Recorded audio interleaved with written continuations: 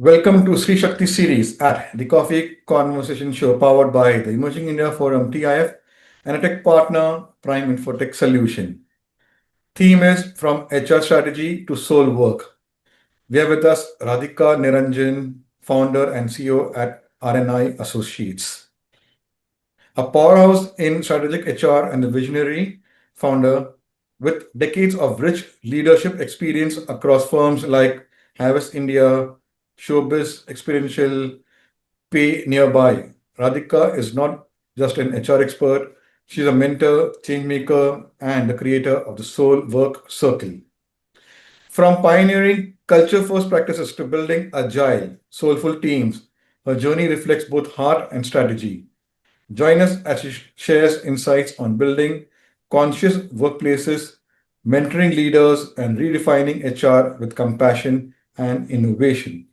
So, welcome, Radhika, to today's coffee conversation. Thank you, Amir. Yeah, Looking forward to a very strong interaction.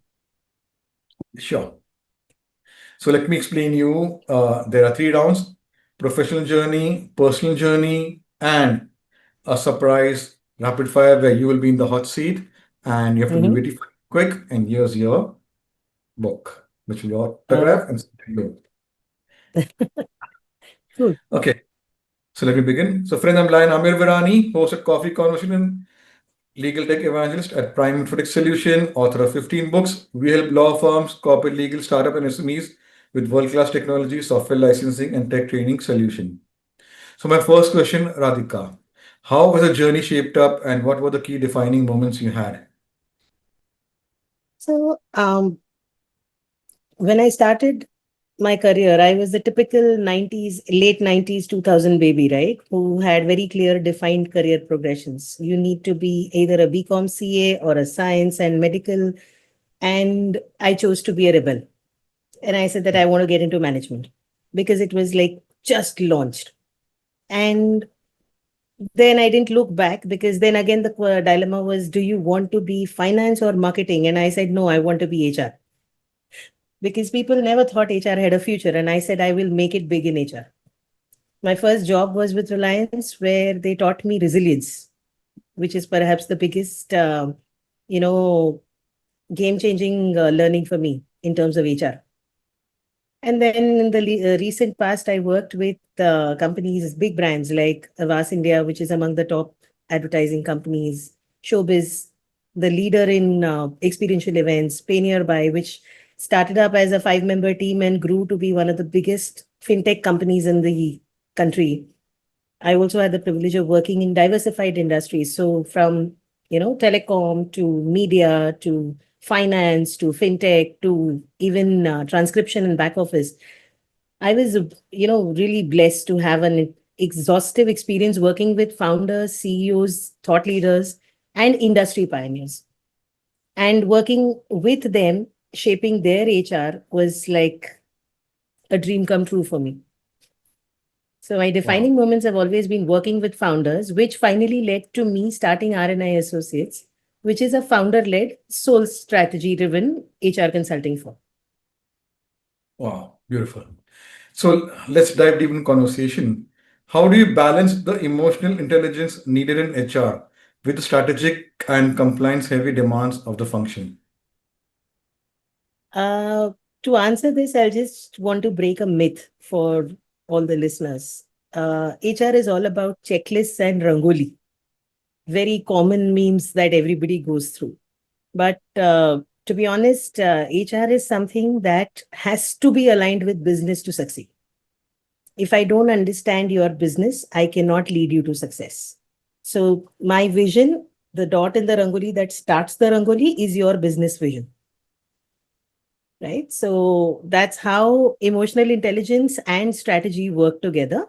It's very simply, if I don't have clarity on where I need to head from a business side, I don't get you the right people who will align with you to work with you. Like the design and the color in the rangoli, the alignment goes haywire, the rangoli goes for a toss. If I need to understand people, I need to be emotional. That's a strength, not a weakness. right? And if you as a founder are emotional, then fantastic, because then we resonate and get the right fit people to do the right things at the right time and everybody grows. So that's how the blend of emotional intelligence and strategy works. But it all starts on the premise and foundation that one needs to understand the business to partner with them to grow with them. It's Wow. not a Beautiful. typical tick box. Wow. So, Radhika, what are some key challenges companies face while scaling their people operations today? And how do you help them overcome these? Uh, you know, whenever companies talk about HR, they always say that the root cause of us not performing is we don't have the right people. Yeah. And we don't have the right number of people. And the way I work with founders to help them overcome this is clearly, identify who do you need and why do you need them. The why is very, very crucial. If I don't have answers to the why, then it will become a hire and fire factory, which will yield no result. And the opportunity loss of a wrong hire is very high.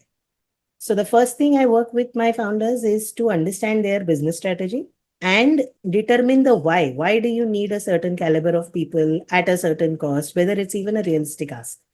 And then we work towards fulfilling that ask. So which makes my journey a little lengthy, but definitely worthwhile, because it's worth the loss of tedium in that fire and, hire and fire and wrong hire and heartburn and loss of productivity and all those cases. Okay, let's go to next question about building a company culture. So, what are the key steps or initiatives uh, an HR should take that the team fits into the culture of that company or organization? Uh, Culture definitely comes from the leaders. Organically, things get built up from people experiences. But what is the culture which is required in the organization needs to come top down, because it has to align with the business's value system, which is defined by the business leaders. So the first thing that I have learned over my career here is that culture is not something which is written on the walls or in a manual which looks very attractive. It is the behaviors which are demonstrated by people. So the leadership defines what is the culture we want to really build, which will help us scale. And then we align people to that by demonstration, reiteration, training. Training and all is a subsequent part. But first is, even when we identify people, we check whether they align with what is expected. For instance, I have one of my ex companies where they needed people with very high level of integrity because they were dealing with sensitive information, which cannot be leaked. So our interview questions became DEI, which is behavioral event interview method, where we assessed in a certain situation, in a certain pressure, in a certain aspect, how do you respond, how your behavior changes. And if that aligns with what my founders expect, then we go ahead and hire a person rather than just hiring someone because the resume says so. Driving culture goes through a very long, lot of small initiatives like this in every single aspect of business. It's Wow, action. It's just not words. correct. Okay. So, what steps or initiatives does HR has to take for talent development, talent retention with other stakeholders? Well, the first thing that HR has to determine is who are you trying to retain? And again, why? Because a lot of people chase money. And then the business says, oh, this person is critical, and pay him anything or her anything to stop them from going. And HR has to play the devil's advocate there and ask the question, why? What is it that is, getting you, that employee, to stay back? If it is only money, then perhaps it's a bad bet, because you need to see the value on the table that you bring and the employee brings to you, both.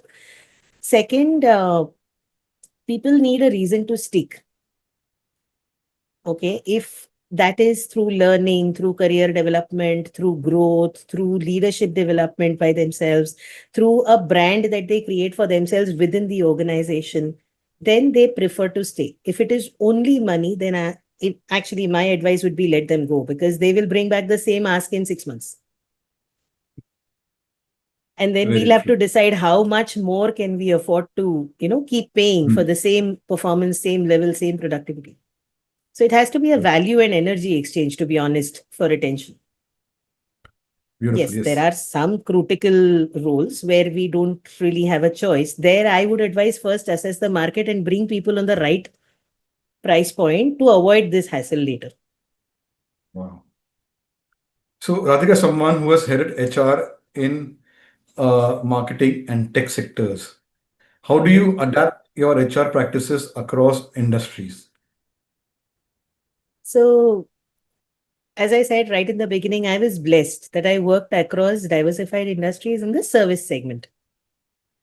Right. So I started with telecom, moved to tech support, transcription. I had exposure with core finance, fintech, which was again a sunrise industry. Finally, media, advertising, experiential events.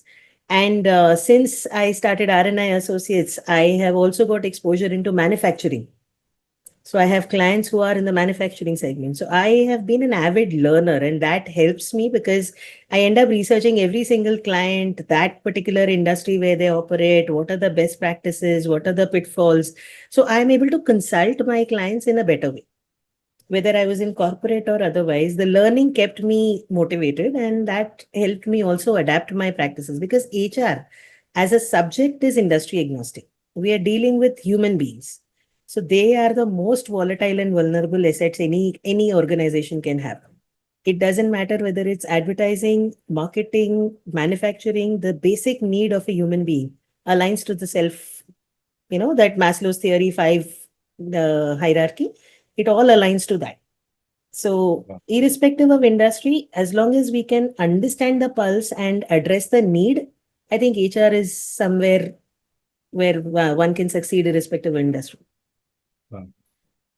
So, how is technology and AI helping in HR practices and for talent, for hiring, and all other HR practices?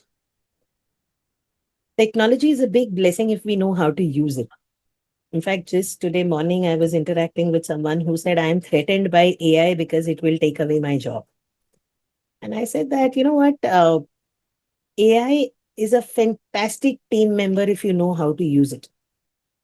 So people with AI will replace people without AI. It's not that AI will take away your job. Yes, it will improve your efficiencies. For instance, if one had to read like 15 books, it would at one point of time take a year to get the learning out. Today, if you have 15 ebooks, ChatGPT will summarize each book extract and give it to you. So it improves your efficiency and, uh, expands your thinking capability based on a lot more data. But that being said, the oldest AI is the human brain, which evolves, adapts, grows, grooms, learns, and does everything under the sun to keep the survival mode intact. So if we keep using our oldest AI, all other AI will become tools and assistants rather than, overpower us. Wow. So yeah, I do believe in using technology extensively because, like I said, it saves me a lot of time. It saves me a lot of effort that I would have otherwise put to assess. But I have to be mindful, ethical, because AI also hallucinates. So that is like an assistant untrained can lead to schizophrenia. So we better be careful there. Very true. So, Radhika, what's your vision for the future of human capital strategy in Indian organizations? So I think Indian organizations, especially the MSME, SME sector, who are also my target audience, are doing very well. We are in the rising space. We're not in plateaus now. Uh, every single person I speak to in especially now in the last 4 months since I've been speaking extensively to people, I've realized that there are so many opportunities and people want more people to join the industry and work and strengthen their organization. So the demand is there. What is somewhere I observe as a gap is the qualified people sometimes fail to express themselves well, right? So very, very intelligent students unable to crack interviews. experienced people perhaps not adapting to the latest developments, therefore not able to, transition well. Growth is there, but it is getting stuck in places where they need enablement. So I see coaching is becoming a huge requirement because people need to know their own hidden potential. Every Hanuman needs a Jamban to know their own potential and realize it. So there's a huge space. Growth is immense, and India is actually shining where everybody else is battling recession, depression, shattering against war. We are doing it very well, and we are growing in our soft power. Industry is growing in its soft power. So instead of us thinking, oh, how can we cut corners? If we focus on soulful scaling, all of us can grow together and we can be really magnificent. Wow. So, how does mentorship, both giving and receiving, has played a role in your journey? Well, my growth has relied heavily on mentorship. So that's a gift and blessing that I'm always eternally grateful for. Since my first, foray into industry, I've had some brilliant mentors. Some who taught me what to do, others who came as disguised angels and taught me what not to do. And, that has really been a very great learning experience. So two, three people who I can remember very clearly on immediate basis is, Mr. Gitesh Karnik. He was a CHRO in Pay Nearby. He made me rise within 4 years from a mere manager to an associate vice president while sticking to the truth, while doing the right things, while choosing even the hard path if nobody else was doing, right? Then I have a mentor now, Pooja Puneet, who teaches me how to lead with grace, have love and compassion for people, be authentic. Siddharth Rajshekar has been helping me on devising my business and expanding it in ways I never thought was possible. And there are so many other leaders with whom I have worked who have really, pushed me to breach my own walls, held up a mirror, made me realize that, okay, this is where I need to course correct. And these are like serious blessings. All I'm doing right now in my current portfolio is I'm passing on the learnings that somebody gave me to someone who needs. And frankly, I feel that is helping my clients also because when I hold up the mirror as someone did to me, they are able to identify where things need to perhaps alter, change, or grow for the better. So mentoring definitely helps to, clear the vision. That's for sure. Beautiful. So, Radhika, what does soul leadership mean to you, and how does it reflect in your HR strategy? Uh, so I'll just give a small backdrop here. 20 years nearly in the corporate world has been a good journey, eventful journey, full of learning. But somewhere I also felt that things were getting rather mechanized and transactional. Sometimes I used to feel that people are so busy running after targets, chasing things, that treating humans as humans was getting lost. So my mission when I started RNI was to bring that back, that human beings have a soul, they have a life, they have values, they also hurt. And any leadership that can overlook that perhaps is looking at short-term gains and long-term losses. So soul scale leadership, in my view, is very simple. Treat human beings as human beings, understand the soul, align people with what aligns with your soul, and then grow mutually. Because then, when you are aligned, you are working better together, less errors, less judgment, and you're holding space where people feel safe to contribute. Beautiful. So, let's go to your new venture, the Soulwork Circle. What is the story behind naming of the Soulwork Circle? Uh, how has the journey been? What are the activities, and how does it empower today's leaders? Right. So, this actually started off as a passion project between March 2025 and now, when I was also networking and I was also trying to build my client portfolio and all that. And I was undertaking coaching for my own vision clarity. I realized that there are four micro niches that I want to focus on. as my contribution back to society, which has given me so much, right? The first is my target audience who are MSMEs, SMEs, scaling founders. What is it that I can do to ease their pain points? So the Soulwork Circle was created out of that understanding that if I want my leaders to scale with soul, then they also need to understand how to do that. So they may need some insights, they may need some nudges, they may need some friendly, tools. So I started the Soulwork Circle thinking that I will give them information that is relevant to them, may not be today, but at some point of time when it is, and give it to them for free. Why? Because it is not that I am giving it to promote my business, it is something for them to use. Then I realized I had a micro niche for students who are career aspirants. Now, these people need clarity on which is the area they want to really build a career on, because career also needs to be aligned on values and so.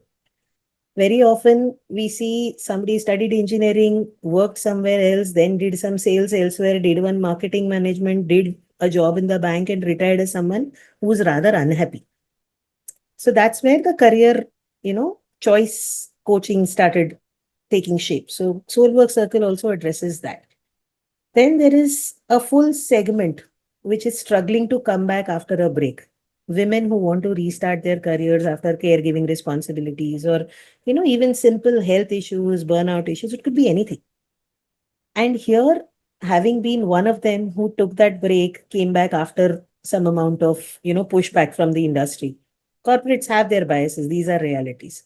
But having said that, we should know how to navigate them. So that is another segment I wanted to address and help them navigate through this journey without undervaluing themselves. So that became the third pillar of my Soulwork Circle. And the most, the one which is closest to my heart is I really want to have a social aspect to what I give as a small, contribution to society. So I have seen kids, women who've been victims of human trafficking. And it's rather unfortunate that they have become victims, but they have no way of reclaiming their own power and voice. The Soulwork Circle also is aimed to ensure that they can reclaim their power, identity, voice, irrespective of the circumstances from where they came. They have a life and they should be given that with dignity. So the Soulwork Circle also addresses this group by helping them regain their confidence first and then work towards whichever choices career they want to take so that they become financially also free. Beautiful. So my last question for your professional journey round, how can young HR professionals future-proof their careers in this era of rapid digitization? By continuously learning every single change that they come across. The best way is to keep your eyes and ears open. As HR professionals, we are anyway supposed to be the heartbeat, soul, and backbone of the organization. So everybody comes to you, you go and speak to everybody. Know your boundaries of what is confidential needs to be kept to yourself, but keep continuously evolving. And most important, HR is not an administrative function anymore. We started as personnel management, which was okay to maintain files. Today, we've evolved much higher than that. So as business partners, please understand your business and make sense to them. Then they listen to you and your voice is valued. So that way, HR professionals 100% secure their own space because most businesses also are not as technically advanced as people would like to think. They need your help. So if you come as a value addition, they value you. If you come as another rule imposer, then obviously you get overlooked. Oh, beautiful. So let's go to next round and understand Radhika as a person. Tell us about your family and your formative years. Okay. So I come from a very large extended family. Okay. But in my family, I'm the eldest. And I come from a very conservative South Indian family. So till I think my marriage, I was the one who was like, okay, you are the eldest daughter, so you need to also take care of your siblings, your cousins, make sure nobody comes home. It's like that. Responsibility came quite early. So I became mummy number two at the age of 4. But the good part is it made me self-reliant, one, that I can take care of myself. And second, It also made me show up when it was required, irrespective of what the outcome could be. So I don't think of the end, oh my God, this may backfire on me. If something is right, I stand up for it. So that's a very strong learning since childhood. Parents have, been my biggest motivators. My grandmom, apart from my mother and father, have been like, my pillars of strength. And my sister has always been the vibrant child. So that kind of poured into me. So my family, in effect, shaped the Radhika that I am today. Wow, beautiful. So, what's a hobby or creative outlet that you rarely talk about but love deeply? I love singing on karaoke, but that's extremely personal for me. So Okay. usually that is like my go-to if I'm feeling unsettled or if there's something that's, bothering me and I'm not able to express it to anybody else. I also Wow. do mehndi design. The most spoken about is what I read. I read a lot of non-fiction, especially romance. I'm a shameless romantic. Okay, good, good. Okay. So, what's one tradition from your family that you hold very close to your heart? Okay, so like I said, my upbringing has all been conservative, South Indian, ekdam traditional. So lighting the diya and my prayers are my moments every day. I cannot miss that even for a single moment.